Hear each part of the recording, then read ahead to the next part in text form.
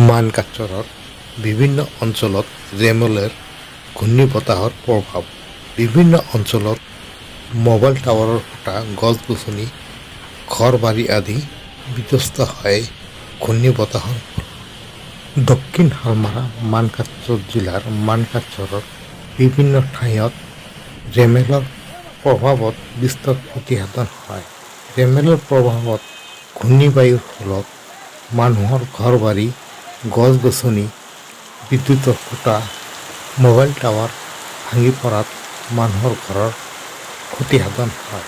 জানিব পৰা মতে মানকাচৰৰ বিভিন্ন অঞ্চলত পথৰ ওপৰত প্ৰকাণ্ড গছ-গছনি ভাঙি পৰাত যাতায়াতৰ ব্যৱস্থা ব্যাঘাত জন্মে।